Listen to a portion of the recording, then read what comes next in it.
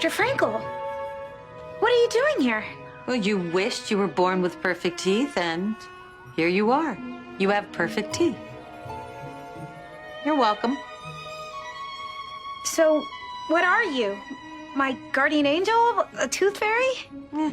I don't do labels.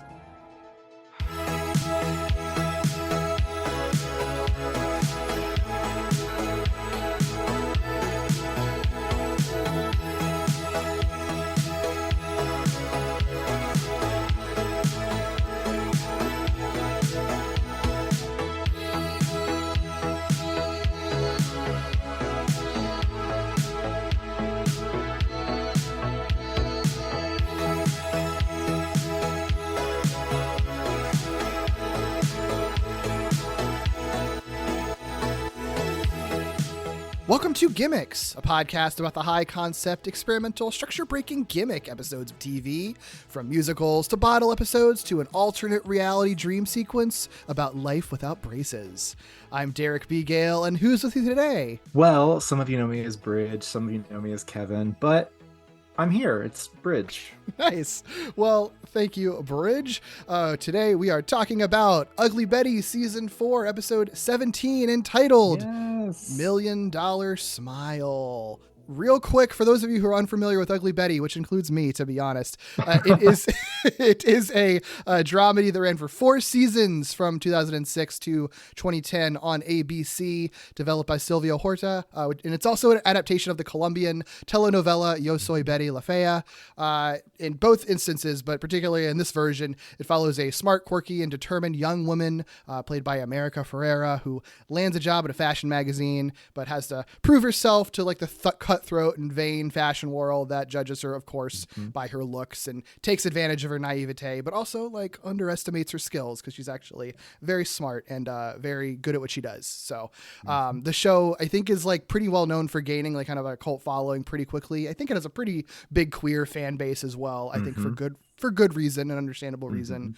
I remember it having a lot of critical acclaim over its 4 seasons, especially for its sort of mixture of like lighthearted comedy and then a mixture of lighthearted comedy with like fun telenovela type soap opera twists, which is all stuff that I remember reading about. And now I finally get to be like, okay, I see what people are talking about, but we'll get into that. Bridge, what's your personal history with Ugly Betty?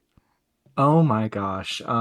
This show is one that I don't even remember how I found it when it came out, but I did watch the show from beginning to end as it aired. I think my mom randomly wanted to watch it, like whenever she saw it was being promoted, and she was like, "Oh yeah, let's watch this." So I was like 16 years old, queer in the closet, and so I fell in love with the show very quickly because of course, not only America Ferrera's amazing job as Betty, but also the cast in general. It was very like campy, very quirky, and like it hit all the right spots for me. And it then became a show that I actually got to really share with my mom as well. So we would watch it weekly. It was just something that we bonded over, and like it was always a great experience. So I watched the show. I loved it. I bought DVD sets as they came out. And you know, I've rewatched the show now, I think at least 4 or 5 times. My most recent rewatch being this year. And that's what inspired me to reach out to you and be like, hey, there's a gimmick episode we might be able to do. Yeah, I get that because it seems very watchable from the little that I've seen of it in terms of it's just like tonally, like, and it just moves really fast. All the characters are it's like so colorful and all the characters are so heightened and everything, like, which I mean, makes sense, right? Like it's like telenovela-esque, like intentionally. So everything's going to be a little bit heightened and a little bit high concept and stuff, which I think is really fun. It's really funny because until I was prepping today, I just kind of realized it. I was like, there's always something about like TV shows in other countries being adapted to another country that like just really gets my goat because you know, there's a certain show of Teenagers of Attitude that got brought over from Japan, and so that's just a funny observation I realized as I was watching it today. I was like, oh yeah, well, I guess because it provides something. It always, when an adaptation is done well, it's sort of like finding a way to make capture something that maybe isn't already present in like, in our case, like American TV, like finding something where it's sort of like,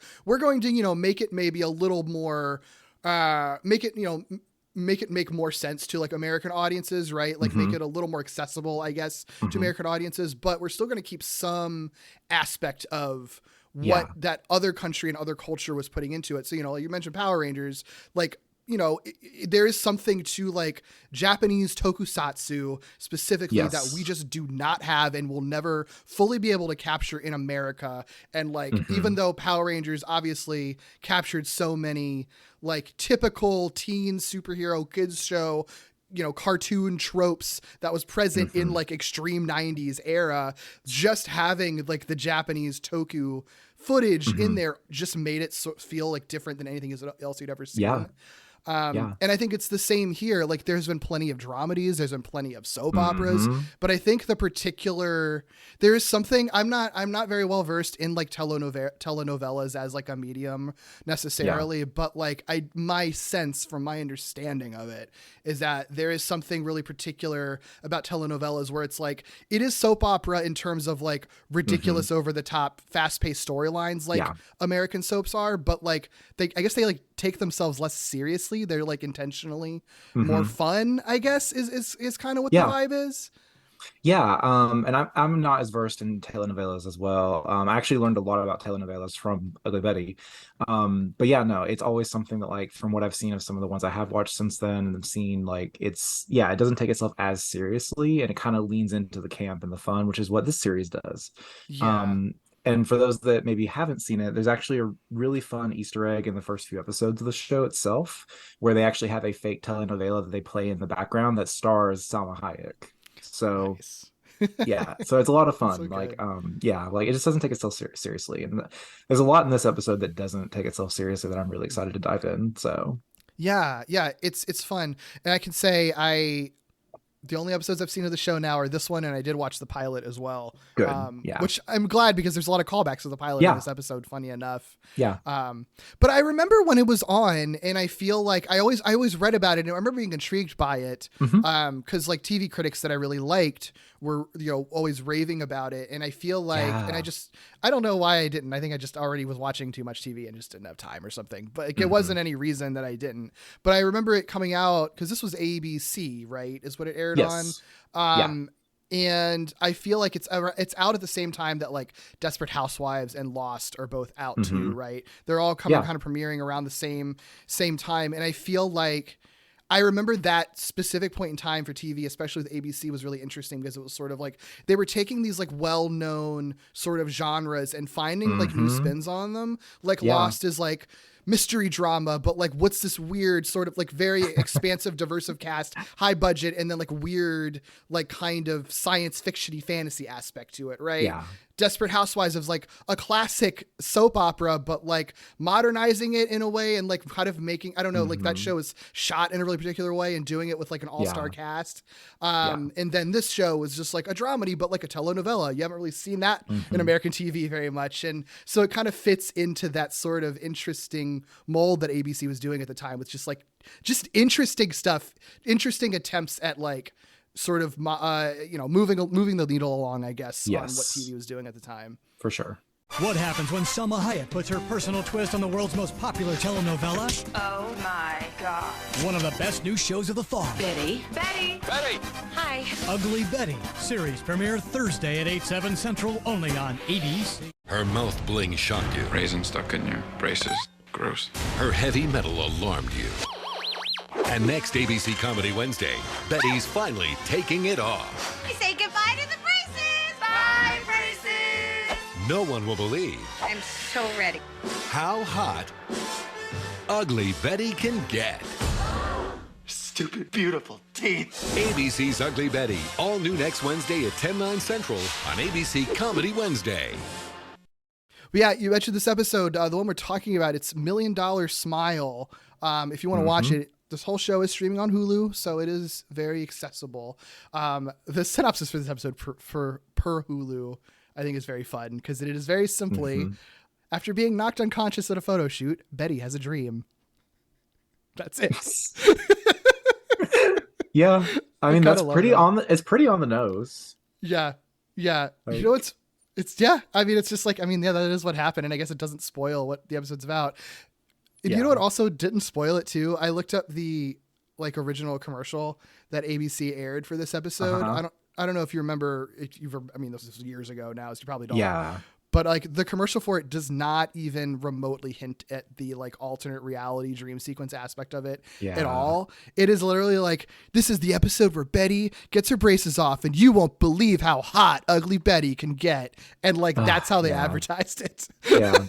I mean, which is how they advertise the show in general. If they really tried to like do that like shock value of like, this, she's so ugly, she's so homely. And it's like, it's America Ferrera in a bad wig, fake braces, like, and padding. Truly, like one of the most beautiful women to ever walk this earth, playing this role. It's so funny. Which is it's so funny too, because like when you compare her to like how they make her look, and then with the fashion world, like in the fashion world, yes, very ugly. But the show also does a good balance of like, when she does have people that are like dating her, interested in her, like they show that like, you know, she is beautiful. Like it's just not by what their standard is. So yeah. I think the show, again, the little that I've seen of it, but from the vibe that I get, like I think the show manages very well. And Ugly Betty obviously is like meant to be an ironic title, you know? Yes, it is. Yeah, like so. I think the show does a good job in making it clear. Like, no, the show doesn't think America Ferrera is ugly. It's just contrasting like a relatively normal looking person with like, you know, high fashion is when there ends up being weird contrasts and stuff happening. It's just like the marketing of it, I think, definitely did this show dirty and capitalized on the fact that it was called Ugly Betty for sure. Which by this point in the timeline of the series, like in the Ugly Betty lore universe, like this was really like, this was also the tail end of the series as well. And like this was like the last batch of episodes they made as they got the cancellation, because ABC did the show very dirty in season 4. Like it even got like, it was like Friday Night Death slotted, like it was rough. So but yeah, I know there was a lot of like writer turnover that I think was because of ABC like kind of meddling with it too, which is very frustrating. It was ABC, and it was also even production, because so like they filmed the show, they filmed the pilot in New York. Like it was actually filmed in New York City. Then for season 1 and 2 they moved production to LA. And they green screen New York City into everything. So like it's a really fun, and like it's that 2006 to 2010 like really bad green screening. So there's moments of the show where like you see it and you're like I didn't notice it as a kid, but then when I rewatched it as an adult, I was like, oh, that's really bad. That's really bad. But then they moved it back to New York for season 3 and 4 because, you know, there were tax credits and like it was cheaper to film there. And that actually did a lot of damage to the show as well, because they lost some of their actors and actresses, they lost some of the writers. And I found this out today. It actually led to a bill in California called the Ugly Betty bill that was introduced during that time frame, because they were trying to incentivize, because it was a big deal when it moved. So they tried to make this bill to, and it got passed. And like it's such a it's such a weird time capsule moment, because I was reading it and I was like, oh yeah, and then Governor Schwarzenegger signed it. I was like, oh yeah, he was governor for a little bit in California. Like so like it's really interesting. Weird. Like the little things. So but there was a lot of turnover. Governor Schwarzenegger signed the Ugly Betty bill is like a sentence that's just would be wild. Nonsense to people 10 years earlier. Like it's crazy, but I love it. I love it. Yeah. Oh, that's so fun. For this episode, it originally aired March 24th, 2010. So like you were saying, right at the tail end, right before the show is done. I think they're writing this knowing at this point that they have been canceled, I think. So they are writing specifically for the end game. And I think you can kind of tell a little bit in this episode with the kind of callbacks and stuff that they have we can talk about. It was written, the writing pair actually interests me because it was written by Henry Alonzo Myers and Chris Black. Myers worked on the show all 4 seasons, wrote a bunch of episodes, also produced and wrote on the original iteration of Charmed, Chuck, The Magicians, and most recently Star Trek Strange New Worlds. So like all genre stuff that people are very, have a pretty big fan base.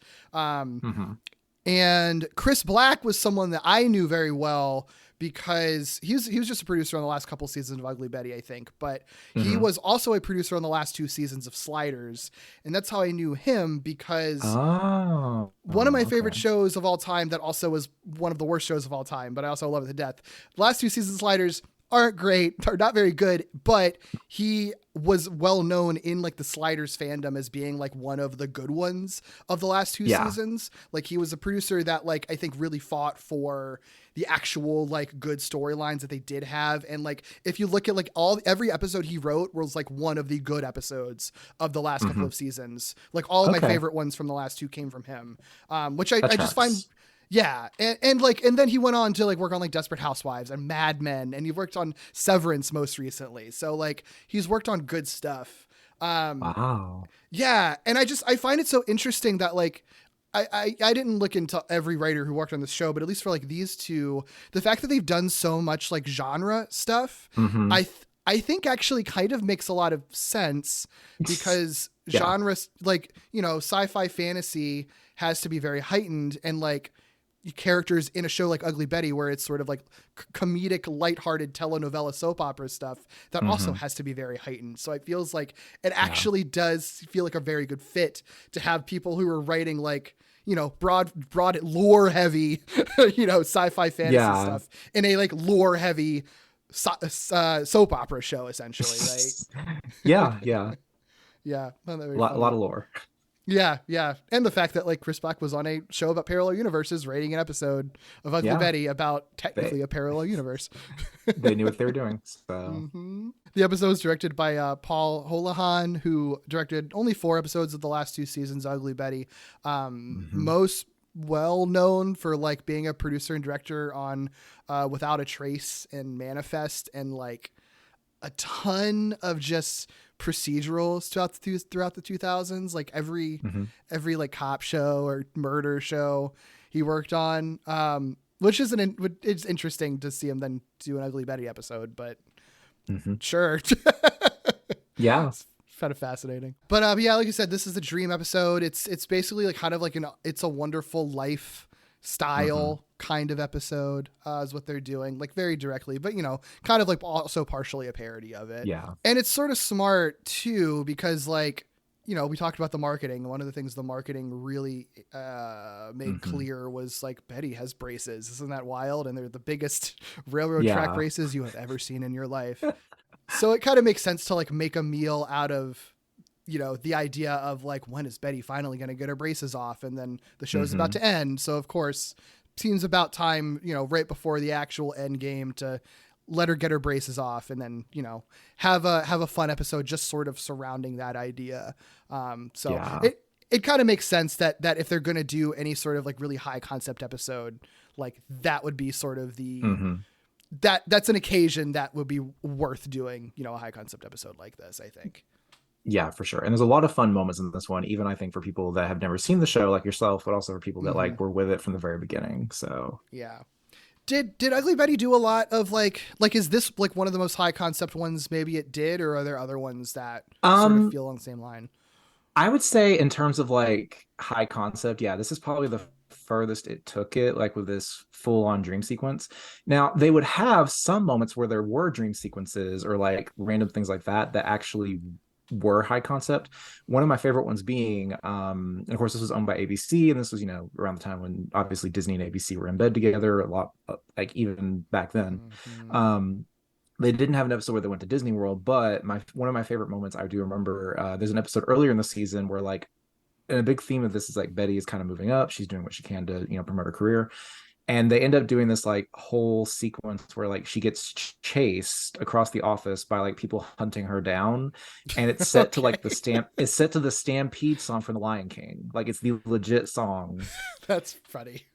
And like she's like dodging like these bad CGI darts and like, you know, all these like spears and stuff like that, and like she gets caught in a net, and like, so they do have moments like that where it's very like over the top and camp. I mean, this series has like so many fun campy episodes they've done. I mean, they've had episodes involving, you know, drag queens and pregnancy storylines, and I mean, you name it, like any soap opera trope this show did at some point. So that's fun.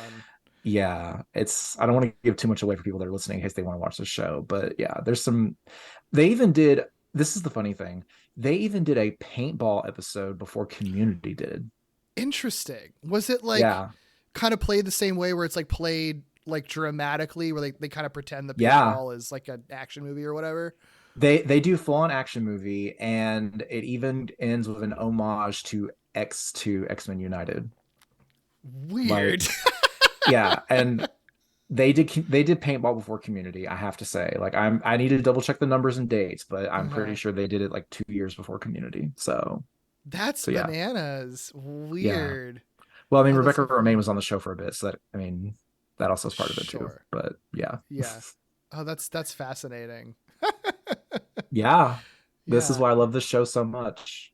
Yeah. So fun. I mean, yeah, I love any show that just like, like you'd said, like really just doesn't take itself too seriously. Yeah, But still seems to like have like love and care for its characters too. Like there's obviously yes. a clear like beating heart to this show. Again, Mhm. even just watching a couple episodes, like it's very clear. I don't know where some of these stories go or don't go, but like it's clear that like at least, the characters seem Yeah. to sort of be at the center of it and they're developing relationships and stuff like that. So, yeah. Yeah, Yeah. and it really shows too. And like, if you see interviews, even now with the cast members, like Mhm. the cast of this show loved this show and each other Aw. so much. Like words cannot describe. Like you even to this day still see like America Ferrera, Vanessa Williams, Anna Ortiz, like they all will talk about Ugly Betty and how much they loved their time there. I think they still even have group chats, if I remember right. Like at least a Aw. few years ago they did, yeah.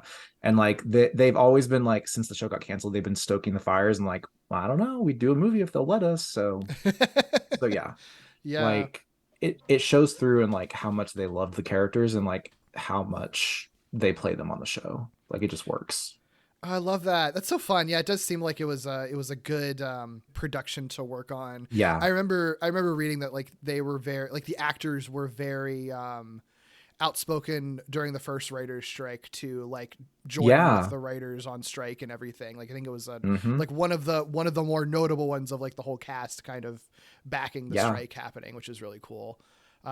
Especially nowadays when there's another strike happening. So I was actually thinking about that when I was reading up on the history earlier. I was like, it's like a full circle moment. Well, cool. I mean, that's all I got for background stuff. So we can start talking about some of the fun stuff in this episode.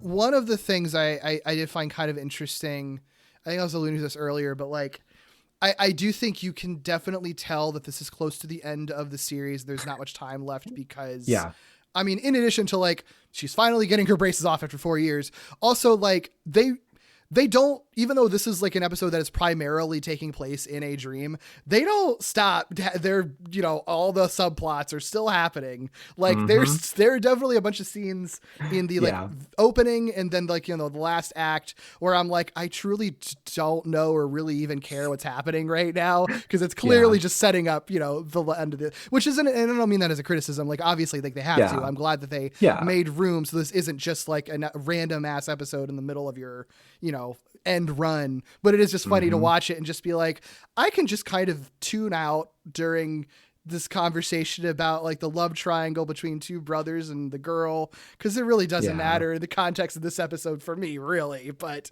I understand why it's there.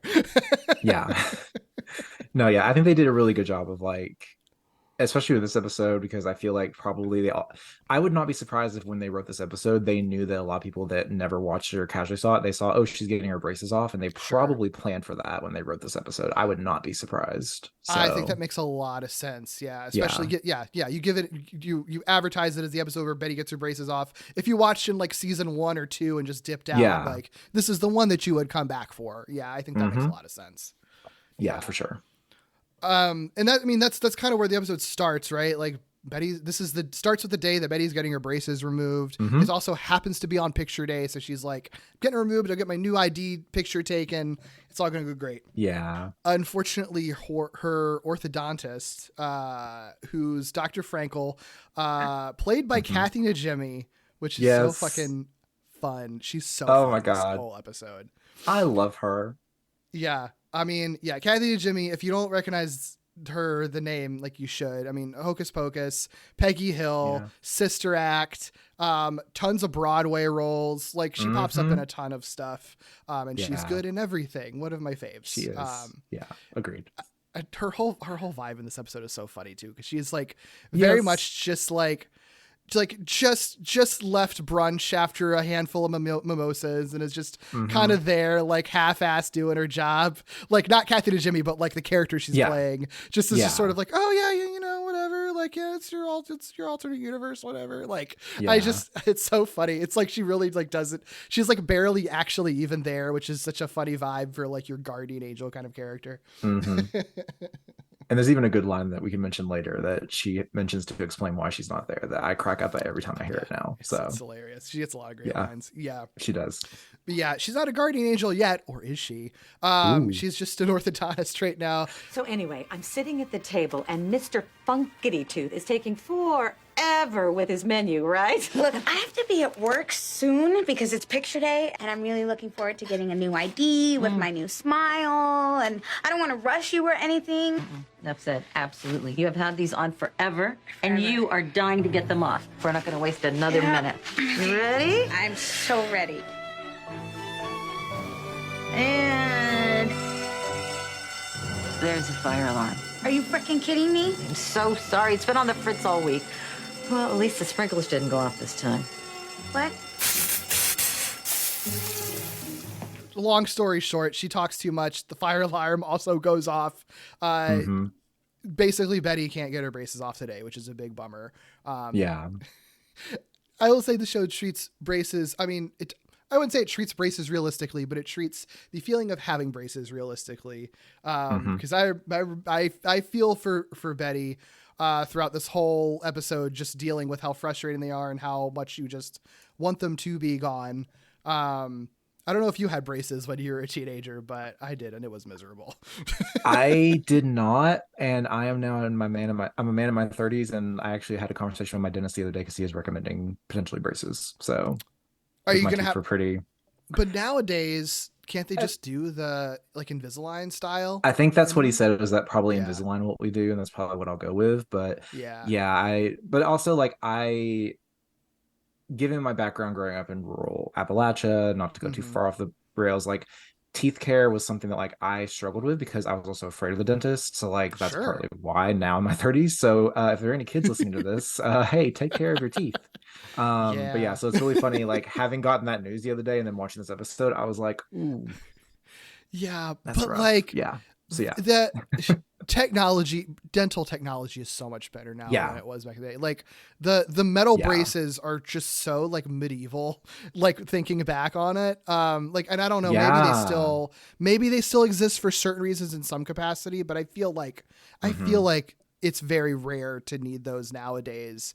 And it really is like God, I really spent like 4+ years with all this metal in my mouth that was constantly scratching up my lips, getting like gross and dirty, not like causing pain, preventing me from eating like corn on the cob and caramel apples and chewy candy. Like, God, they're such a fucking nightmare. Yeah, for sure. But yeah, so, you know, Betty can't get her braces off today. She has to get her picture taken and it looks awful. It looks so bad that, Mark is his name, right? Yes. I did write it down. I just found Mark St. James. Mark St. James is like, okay, fine, I'll help you, and photoshops it, but she ends up looking like a completely different person in her ID, which is very funny. And I think like, you know, this show isn't subtle or anything, but it's obviously like a thematic, meant to be sort of like a thematic through line, right? Of like, you know, her ID, the sort of traditionally beautiful version of this character just isn't who she is, and she would be a different person if there was something that was fundamentally changed about her looks, I guess. Which is kind of explored in this episode. Yeah. We got a whole bunch of other subplots I don't really care about talking about because it doesn't really have anything to do with the ultimate reality. Unless there's stuff that you want to bring up about that stuff. But not for this first part, but there are some stuff when we get near the end that actually I'll touch base on because there's some good stuff in there. But yeah. Cool.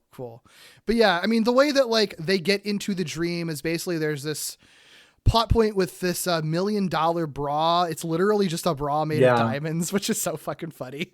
It's so absurd. It really is.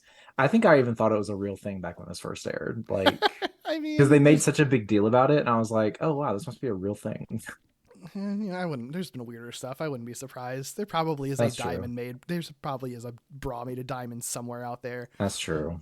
But yeah, there's like they're gonna do a photo shoot with it, but there's like a whole thing where like there isn't actually time for the shoot, so they have to go convince, find the assistant to the owner of the bra to convince the owner to give them time for the shoot. Long story short, we see her in person later, but the owner of the bra, Eve, is played by Donna Murphy. Yes. Another like Broadway star. Like, does this show get a lot of Broadway actors? It seems like the kind of show it probably does. Oh my gosh. No. So this is the thing. Like, one, Ugly Betty on a whole, it has an amazing ensemble cast. Like some of the best actors and actresses from across the years. I mean, Vanessa Williams, Judith Light, Tony Plana, like there so many great names. But yes, this show, when I say it was stacked with guest stars, it was stacked. Like Patti LuPone, Lindsay Lohan, I'm trying to think of some other crazy ones. Monique was on it at one point. Kristen Johnson. Like, this show had crazy good casting. Like, whoever was like getting these people to come on the show, they either had some really good blackmail for some of these stars, or like, I don't know, it was crazy. But like, even like this being Kathy Najimy, like this was her only appearance on the show, and she was actually Betty's new orthodontist, because her previous orthodontist, Jesse Tyler Ferguson, was who played him, was like obsessed with Betty and like made moves on her and like had a crush on her, and then like he wouldn't, like, it wasn't creepy, like he just like, okay, I say it, I'm gonna roll it back. He had a big crush on her and like tried to ask her out repeatedly, which resulted in an awkward date. But then like she tried to get him to remove the braces recently, and he was like, no, you keep leading me on, so yeah, I'm good. Like, oh my gosh, like, I can't be your orthodontist anymore. Like, and he's only in like 2 episodes. Jeez. Another good Broadway name, Kristen Chenoweth, was on the show as well. And they even got the original actress that played in the Colombian version of the show. They got the original Betty to make a cameo as well. So that's so fun. Yeah, this show, when I say it was stacked with guest stars, it was stacked with guest stars. So yeah. Oh, that's cool. Yeah, I'm not surprised. Even in like bit role. I mean, I remember watching the pilot and I'm like, is that just like Gina Gershon and like have in a role that has like one line? Like, I don't. It's so weird. And she recurs. She actually comes back a couple of times. That's so funny. RuPaul actually was in an episode once. And that was fun. And also several RuPaul Drag Race alumni. I think Julie Caliente was like a background actor in one of the episodes. So gotcha. So fun. Yeah. I mean, all of that $1 million bra stuff, it's just like, that's a way to get Betty in a rush to the Guggenheim Museum. Yep. And her braces set off the metal detector. So like, they're on her mind and she's frustrated about it. She has trouble getting in because her ID, of course, looks nothing like her because it was photoshopped to hell. So, juggling the two like major aspects of the episode, right? Like Betty's frustration with her braces. I'm gonna have to ask you to open your mouth. Why? What do you think you're gonna find? I have braces, okay? I'm an adult woman with braces. It's a pain. Do I wish that I was born with perfect teeth? Yes, but I wasn't. So if you'll excuse me, I have a job to do. The braces aspect, and then the fact that like, the question of like, would she be who she is if she did look conventionally, traditionally attractive her whole life? Yeah. So those two things are out there. So when there's like a series of unfortunate mishaps with the security guard, like because of all this, the nickname for her friend that she's looking for is A-Bomb. So of course, when she sees her like across the museum, she's like, "Hey, A-Bomb!" And the security guard's like, "A bomb!" And then he tackles her, which is so fucking ridiculous. So she hits her head on the concrete, and that's what prompts the dream, essentially. Yeah. They even get like your silly like spinny hypnotism spiral as Betty's like falling into the dream and like remembering all the little ways her braces were annoying. Yeah. It's funny. It's good stuff. It really is. It's wild. Yeah. But yeah, I mean, that's what ends up getting us into the dream that we're in through the majority of the episode. And I mean, you know, the subject of the dream, she just wakes up and she doesn't have braces, is the first thing that's right there. Yeah. She's really good at doing the thing where she's constantly like licking her perfect teeth. Cause like, that's exactly what I did after I got my braces off for the whole first week. I couldn't stop doing it. It's like, oh, it feels smooth. It's not hurting my tongue when I rub it up against it. Wow. Yeah. Pure words. Yep. But that's where we learn Dr. Frankel. This is when she gets to just do great stuff, because she's like, oh, I'm here. And she's like her guardian angel / tooth fairy, but she's like, I don't do labels. Wait a minute.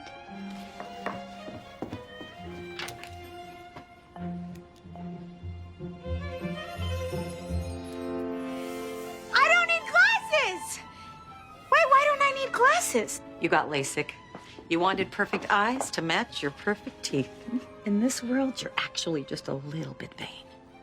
Really? That doesn't sound like me at all. You know, wakes up in a house that is her house, then yeah, I like the detail that like, because I think what's interesting about this episode is that like it's a dream, so it's not a real alternate reality. So like some of the stuff like doesn't it doesn't really make sense that like her having perfect teeth would ripple out in the way that it does necessarily. And you could always just think of like, oh, this is just how Betty perceives the world that she's in or whatever. But it is funny that like in her dream, her brain still tries to like have the detail that like, well, she's got to wake up in her old house, even if she doesn't live there anymore, even though another family lives there right now. Like, it's such a silly little detail, but I love how kind of absurd that is. Yeah. And and then the family appears, and then the wife is like, honey, get the bat. And like, I love that sequence too, because like America Ferrera does this little like, oop, like she just like, and runs off, and like, I don't know. It's just, that was a very adorable moment. I love that. Yeah. Some of the stuff we see that's different is with her family. Apparently they're rich, because apparently if you don't spend money on braces, you're rich now. Yeah. I think they explained it away by being like, oh, the money went into the tech boom. So I guess her dad invested or whatever and made it back. But it's just funny, the idea that like braces are actually what ruined your family. Yeah.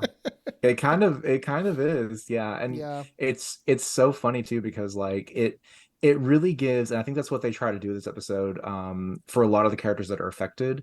Like, they try to give them this role that is so different than their actual character from the beginning of the show. And so seeing like, for example, Betty's dad coming out in like these like avant-garde outfits and like not having his mustache on because Tony Plana had to wear a mustache for the show. Like, you can tell that the writers really wanted to give everybody a chance to like flex their muscles and play up like these alternate versions of their characters. So it's just a joy to see. Like, you can tell they're having fun. Like, you can really tell. Yeah. They do the thing like, and this is another thing that's, it doesn't, if you're trying to do the lore of an alternate reality, it doesn't make sense. But in the context of this just being a dream that Betty has and a maybe subconscious belief that she has, it makes sense. But Kathy Najimy is like explaining like, the universe has a balance. Like, there can only be one pretty sister in a family. So if you're the pretty sister, then your sister is now the ugly sister. And Hilda is happier than I've ever seen her. But why does she look so different? Yeah. It's the law of the universe. But there can only be one really pretty sister. I mean, think about it, right? There's Paris and Nikki, Kim and Chloe, Jeff and Mo. So I'm the pretty sister? Mm-hmm. You love it. Don't pretend you don't. You'd be surprised how something as simple as perfect teeth can change you and the people around you. Yeah. Which is it's a really funny, like, it's a funny justification for what they do. No, and of course we get like the beautiful line that, she's like naming off all these siblings, and then like she gets to like, Jeff and Bo, and I'm like, I just die every time I get to that line. I'm like, oh my gosh, it's too much. Yeah.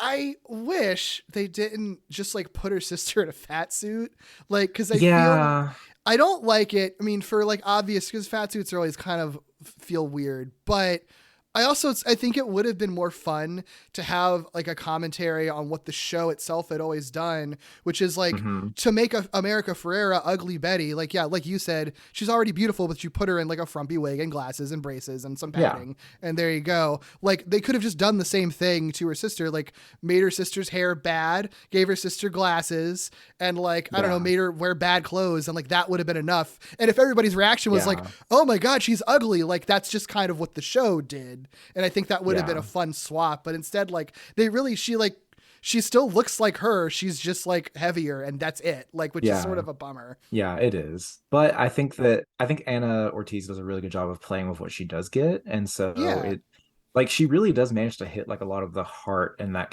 version of the character too. So that's true. Really bad for her. Yeah. Yeah, because she does, like, she intentionally, her performance is different because she's playing a character that has much lower self-esteem than the normal version of her does. Yeah. And so, like, even though, you know, in this, the first time we see her, she's assumed to be very happy, and it's like, oh, I'm getting married, everything's great. Like, there is still, like, a little hint of, like, sadness or like just like like unsureness to her. Like, she clearly doesn't have the confidence that she does in any of the other scenes you see her in the show, and it's like subtle, which is really nice, and then becomes clearer towards the end when it's more explicit.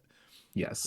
Yeah. And I think it's like after that, when Betty's on her way to work, still thinking like, oh, my family's rich. Like, everybody still seems happy. I look great. Like, everything seems fine. This alternate reality is awesome, actually. Kathy Najimy like pops back up in the elevator. Yes. And that's when she gets the line that you really like. Yeah. So sorry. Where'd you go? I've been working double duty. I'm showing Anna Paquin what her life would have been like if she didn't have that giant gap in her teeth. I howled at that. I howled when I heard that line again for the first time in a while, because I forgot about that line. Yeah. Well, it's funny because like you could read it as like being mean to Anna Paquin, but the whole point of this episode is that like Betty should have had the braces. She shouldn't have had perfect teeth, actually. Yeah. So it's sort of like the same thing where it's sort of like, no, Anna Paquin, the gap in your teeth is like very charming. It's another thing that makes you approachable. So, and charismatic. So I like that. Agreed. Yeah. But yeah, the changes at work. In this reality, Betty's a managing editor at Mode. She's like dating Derek Jeter, or he's trying to win her back after she dumped him, I guess. Yeah. Which is crazy. These just came for you. They did? From who? Derek. Derek who? Derek Jeter? I'm dating Derek Jeter? Well, you were. He's trying to win you back. Why am I telling you this? He can have me back! I'll just put these in your office. And I do think the episode does a good job, too, of like kind of embracing, Betty is a little bit naive about this. So it's like she's seeing all these characters and it's sort of like everything seems great. Everybody's having fun. But it's like you as a viewer are watching and it's sort of like there's something darker happening here. Like everybody feels a little bit off. Everyone feels a little bit like wary around her, even if like she's not really picking up on it. And it's well done, like sort of the slow burn of like revealing like, no, it's even though you kind of, you have an audience member, like definitely expect this to go badly because that's just how these types of It's a Wonderful Lifestyle stories go. It's still a slow burn before Betty realizes it, which is really fun. Yeah, no, the cast does a really good job, I think, too, of like kind of like what you talked about with Hilda earlier. Like Betty, of course, and being our Betty, like she's like reacting to everything. She's like, oh my God, I'm dating Derek Jeter. He can have me back. And like the characters do a really good job of reacting because in their minds, they're seeing the mean Betty saying all these things. And a lot of them take it like a lot of it's the way it's written can be seen as her saying it mockingly almost, which I think is a really good way that the cast like worked with that subtlety. And I really enjoy that, like on multiple watch throughs of like catching the way she says the lines and the way the cast reacts to those lines. Yeah, I agree. And I like Mark's line too, like when, he's giving the exposition about it and he's like, why am I telling you this? Like, it's so funny. It's I love it. It's a good way of poking fun at it. So yeah. One of the, when things sort of really turn is when she goes and starts interacting with Daniel, who, you know, they're very close in the actual reality of the show. Yeah. But it's like very quickly revealed like that they are actually enemies in this reality. It's so good to see you. Why? You got some bad news to deliver? Don't like what I'm wearing? Found some new way to humiliate me? What? What are you talking about? You may have everyone else around here fooled, but I know the real you. Underneath that perfect smile, you're ugly, Betty. Which I think they even go out to commercial on.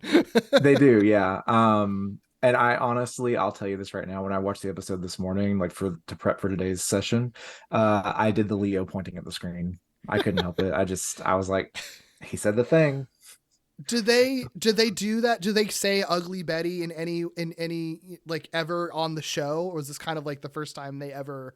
Not like that. Like they'll just say ugly or something like that. Like they never explicitly do that. So it's definitely them like poking fun at the title of the show. Yeah, cool. That's fun. Yeah, I appreciate that. The context is so weird that I think it kind of justifies, and like the whole episode is so heightened that it's like you can do like heightened ridiculous stuff like that.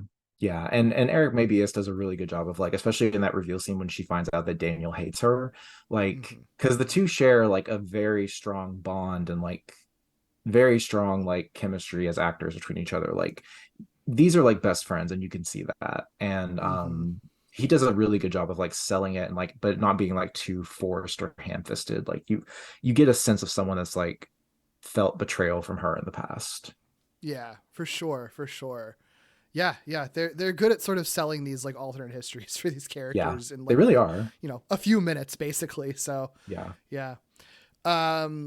You know, and so I like this. I like this aspect of it too. Like they don't play everything chronologically because, you know, once Betty is sort of like, what's happening? Like, I don't understand why he's saying I'm awful. That's when, you know, Kathy Najimy, I know she's got a name, but I just like calling her Kathy Najimy. Yeah. Calling her, she like, you know, she shows up again and she's sort of like, oh, okay, actually, I'll give you a bunch of flashbacks to see how you came to be who you are. Yeah. Which is when we just get some really fun, like, you know, we get some really fun, basically flashbacks to an alternate version of the pilot. Yeah. Followed by like a whole montage of Betty doing like nasty, like Devil Wears Prada, like Regina George type stuff. Yeah. Which is really fun to see America Ferrera like play, like it's basically like her start of darkness, and then you see her steadily becoming more and more of a villain. And it's really fun to see America Ferrera play that. Honestly, Beth, maroon. Don't stop, Betty. The only true red in this room is your face. Betty, you are officially my favorite person. Oh my God, I'm awful. Beth can't help her red face. She has rosacea. Maybe I was just having a bad day? Actually, that was a good day. Yeah, you're kind of a biatch. I've been trying to tell you. Yeah, and they do a really good job too of how they frame it, because they use Vanessa Williams as Wilhelmina Slater, who I will contest to the day I die that she is probably the best written television villains of our time. They use her like hairstyles and looks to really help you see the timeline as well, because she had really every season she had very distinct looks each season. Cool.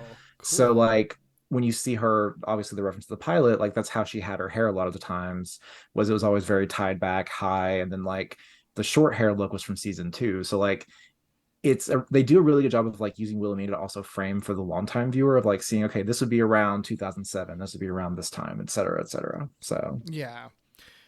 Oh, that's so smart. Yeah, I mean, I never would have picked up on that. I love that. That's fun. I mean, then that's it's great. That's you know, one of those things where it's sort of like, oh, this definitely is like the end of the show, and they're sort of looking back a bit on the history of it. You know, and that's one, you know, just having little callbacks like that. Those are such fun details that it is. I love to see when a show's sort of, you know, concluding that they do. Yeah. And I think it's smart because like the way that they do all this is really smart, because, you know, you don't, going into this, I wasn't expecting there to really be a justification for like how they were exploring like evil Betty, essentially. It's just sort of like, I figured it was just going to be like, yeah, it's just an alternate reality thing. And they're just going to be like, if she was beautiful from day one, conventionally beautiful, I should say, from day one, she would just be evil and a bitch. And like, that's all they settle on. But they at least still give her like an kind of an interesting, they give her like an interesting background where it was sort of like, it's more like a ripple effect kind of thing where like Betty was just a little bit vain because she was so beautiful. And she didn't really learn the level of like empathy and compassion that she learned, you know, living life with like braces and as a nerd or whatever. And it's because because she had just had to sort of deal with fewer hurdles, that meant she was like more susceptible to like evil influences essentially. So she like gets a job with Wilhelmina, in this reality. So she's working for like the bad guy, essentially, like learns from her how to be an even worse person. And that's why, like I said, she ends up being like the Devil Wears Prada version of her, essentially. So, you know, but I appreciate that's not like a coin flip type of thing. It's not like, or like a light switch kind of thing. It's just like, I think it's like, it's a little more subtle what they're trying to say. It's that it's just like, it's not that like, beautiful people are inherently bad or whatever. It's just like, you know, if you don't have to deal with struggles when you're younger and like, you know, maybe don't learn a certain amount of empathy, it makes sense that you would be more easily susceptible to going down a bad road if you're not careful, which I think is like a more realistic lesson than just being like, we have perfect teeth, so that means that they're evil now, you know? No, they do a really good job with that. And the show as a whole, they do a very good job, and really like it doesn't start developing until season 2, but they definitely have like Betty and Wilhelmina be parallels of each other. So it's actually really interesting seeing them get together like this, and like kind of like you said, like that corruption that Betty gets, and like it's interesting to see that dynamic unfold. So, and you can tell that America and Vanessa just have a lot of fun playing their scenes together. Yeah, absolutely. Another aspect of this that I like is as things are starting to unravel and Betty's realizing like, oh, actually like people aren't being nice to me because they like me. They're being nice to me because they're scared of me. I'm actually like extremely mean to everyone. And like one of the like, I think the most affecting scenes is like when her sister comes. This is really hard for me, but, you can't be my maid of honor. I mean, it's my big day, and I just want to be the center of attention for once. Do you hate me? No, of course not. I mean, if this is what you and Bobby want. Bobby? Who's Bobby? Talercio, your fiance. The guy I had a crush on in high school? Come on, don't tease me. I'm lucky I found a guy like Abundio. Abundio? You're marrying the meat man? Isn't he like 70? He's 61. Well, how does Justin feel about this? Justin? Who is Justin? Your son. What is with you today, Betty? Huh? Well, you're my sister, and I look up to you, but why do you always have to make me feel bad? It's really well played because she's coming in like clearly, like we were talking about, like, you know, clearly playing it with like very low self-esteem, low self-confidence. It's sort of like, I hate telling you this, but like, I don't think you could be my maid of honor because I would like a day that's really about me and you attract too much attention. And the scene just sort of like gets like worse and worse and kind of darker and darker from there. Cause like, you know, it's like you were saying earlier, like it's that everyone basically takes anything that this Betty says in earnest as like her saying it mockingly. So when Betty really like doesn't understand, like, oh, you're not marrying like the hot guy, you're marrying like the 70-year-old meat man or whatever it is. She's just like, of course, but he loves me. It's like, I mean, I don't know, you know, it like age difference doesn't necessarily matter if you love each other, I guess. But and it's really more like, it's just, she's shocked. She's like, wait, what? And like, it's really interesting, like how they directed the cast and had them play off of everything.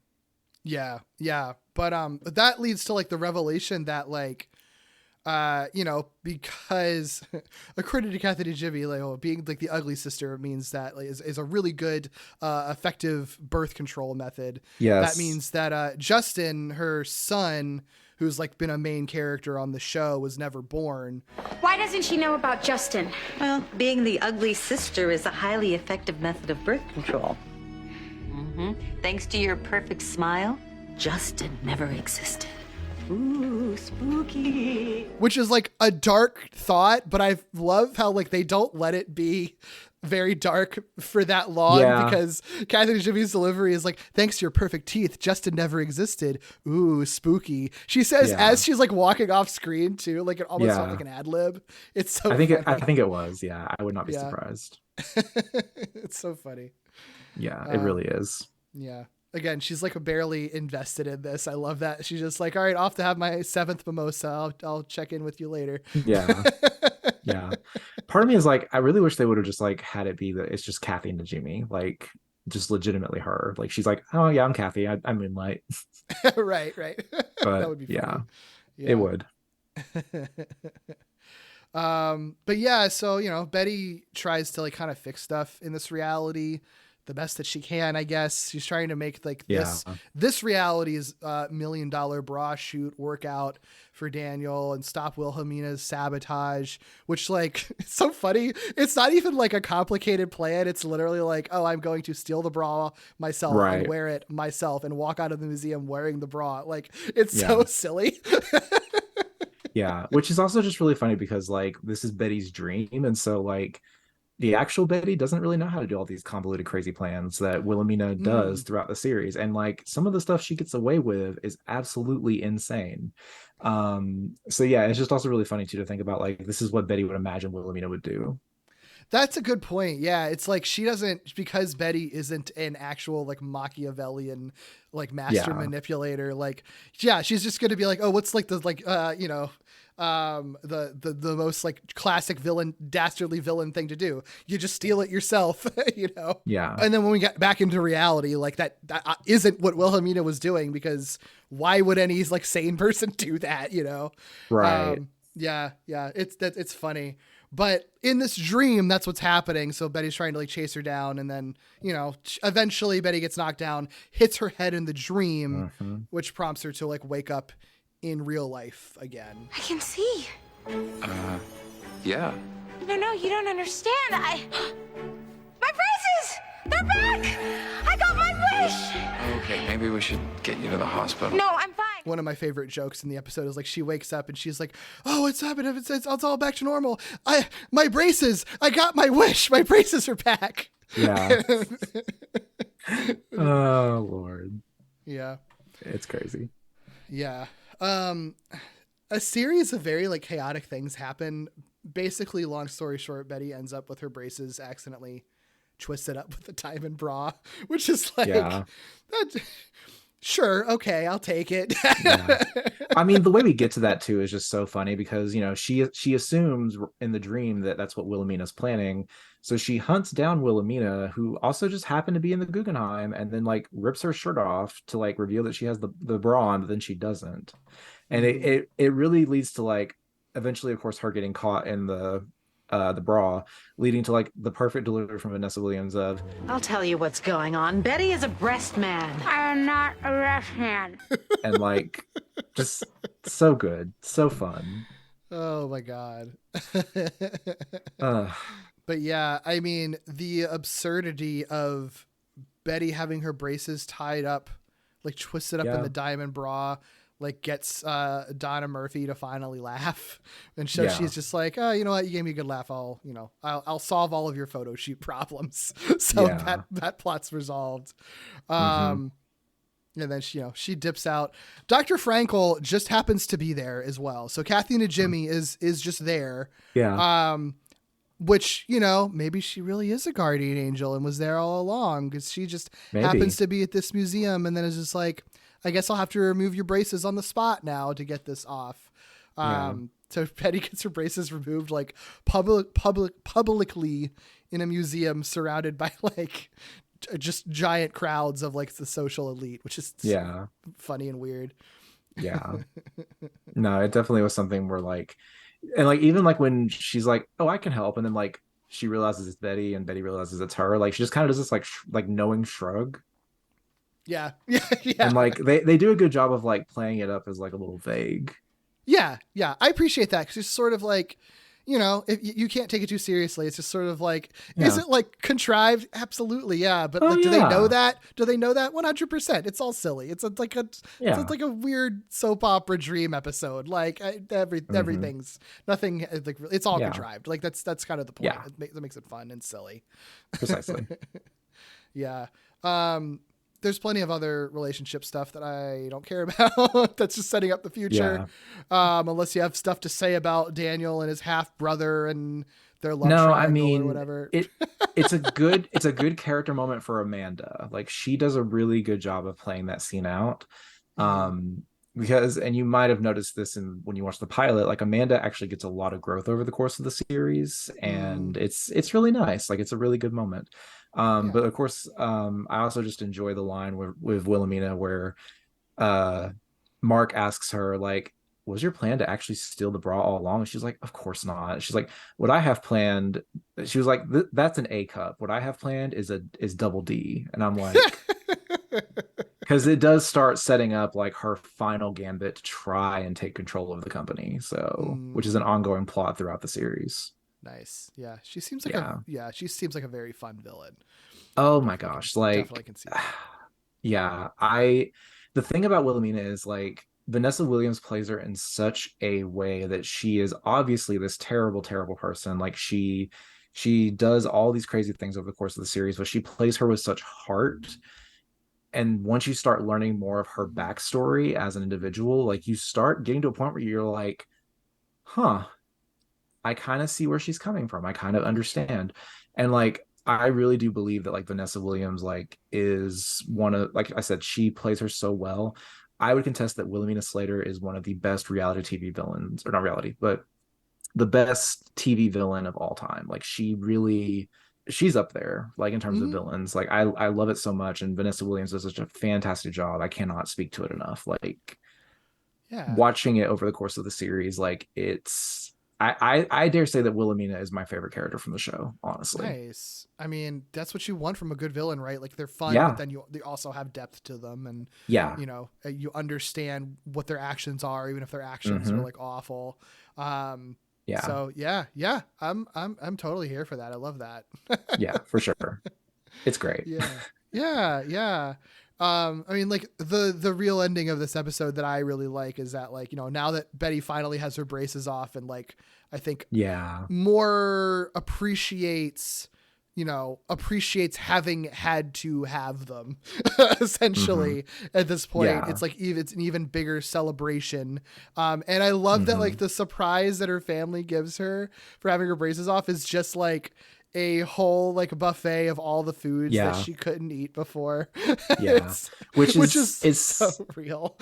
It's so in character for that family too, because like the thing about the Suarez family is like they are all very supportive of each other. They love each other so much. Like there are so many moments in the series that it shines through, like just how much they all care about each other. And again, because the cast really got along well and they had good rapport, that also helps shine it through even more. So it's great. Sure. Yeah, absolutely. It's really nice. It's really fun. Play to like corn cobs and caramel apples and stuff and like popcorn or whatever. Like I'm totally here for that. Sounds great. Yeah. I love it. Yeah. And it's a nice quaint place to end it on for sure. It is. Yeah.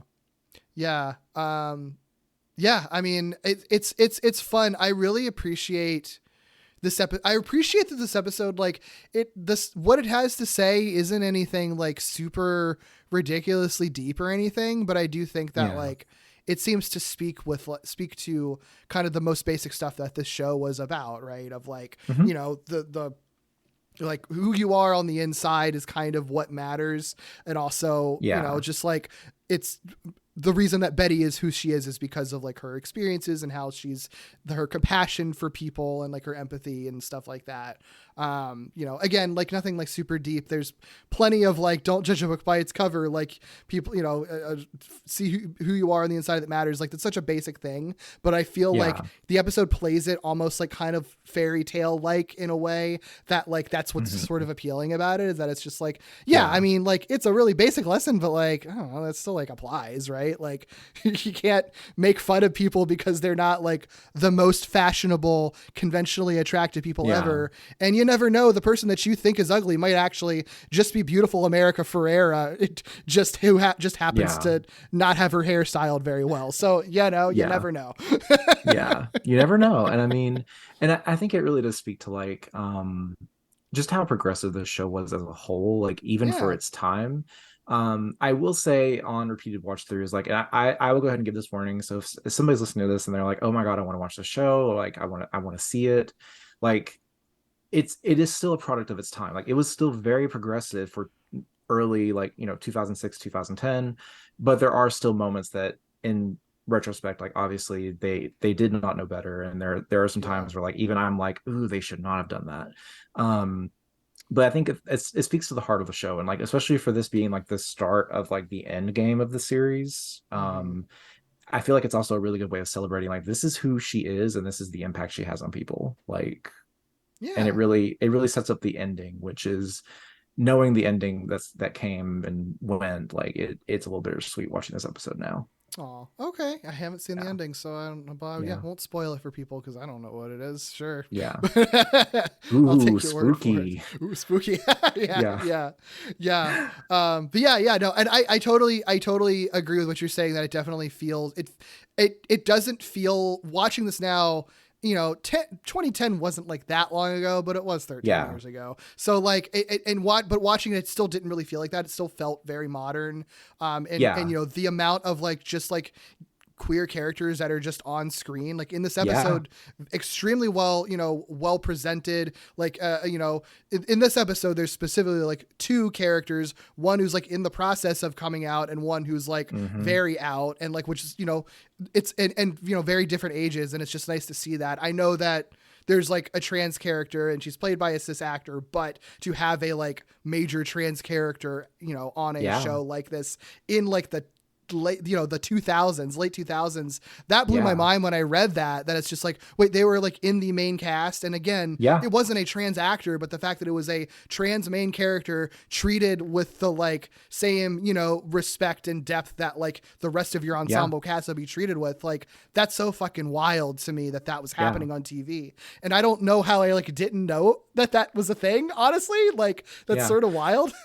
and the funny thing was, like, it wasn't that big of a deal when it happened either. Like, it and like, again, it was a product of its time. And so with the trans character in particular, they do have some moments that are regrettably very anti-trans. Like, she is made the butt of a joke a few times, but they still allowed and wrote her to be like, to give her this gravitas of like sharing the experience of what a trans person goes through.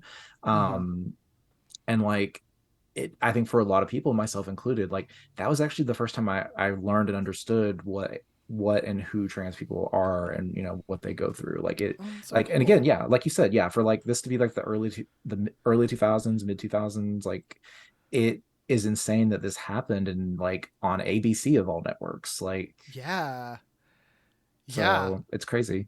Very cool. I definitely enjoyed this. So good pick. I'm glad I didn't watch it. It was sort of like, oh no, I actually hate this. So that's, you know, always the risk when someone pitches something I've never seen, but it worked out this time. I really enjoyed it a lot. It's very fun.